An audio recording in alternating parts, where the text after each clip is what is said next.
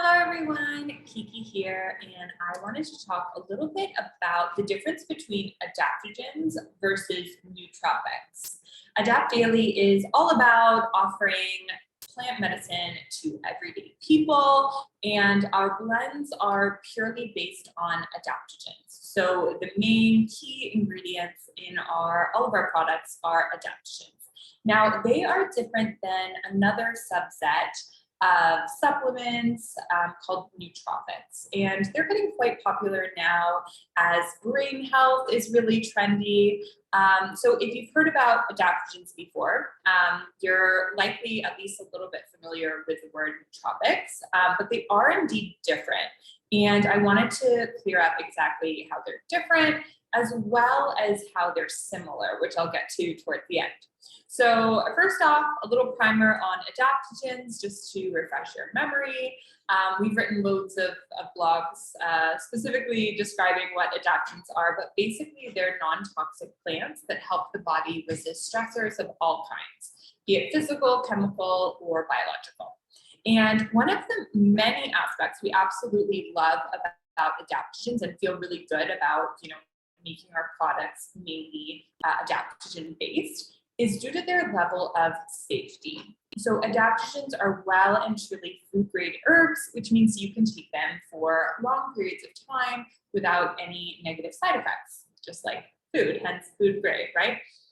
On the other hand, nootropics, while they definitely may have their place for healing and support when used in the right circumstances, they're a lot more complex in the sense of adverse effects. So let's get into actually defining what nootropics even are. And really the word nootropics relates to a broad category of substances reported to have a positive effect on cognitive functioning. So they're sometimes referred to as cognitive enhancers. You might have heard them being referred to as smart or study drugs. And I thought it was interesting. Nootropic comes from the Greek nous, which means mind, and tropos, which means changed or toward or turn. So really it's changing the mind, right? And in most cases, it's important to realize that these sorts of cognitive enhancers have been used to treat people with actual neurological or mental disorders, right?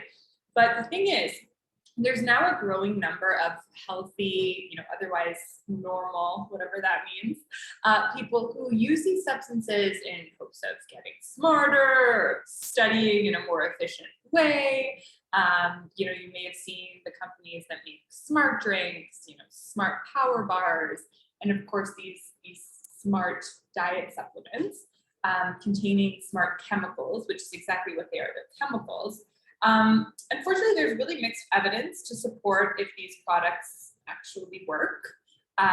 Results from different laboratories show completely mixed results. And a lot of the times they're showing if there is any positive effect, it's regarding people that have, some sort of mental disorder, some sort of neurological condition. They're not really, there's very few well-designed studies using everyday, again, normal, healthy people. And why I want to talk about this is it's really, really important that you're careful before just using these, smart drug blends or smart formulas, because they're ultimately affecting neurotransmitter systems in your central nervous system. And the effects of these chemicals, both short-term and long-term, is really unknown for the most part. The long-term safety of these substances has not been adequately tested. Especially some of these substances will interact with other substances. So if you're taking another herb or even another drug or something like that, it could negatively interact.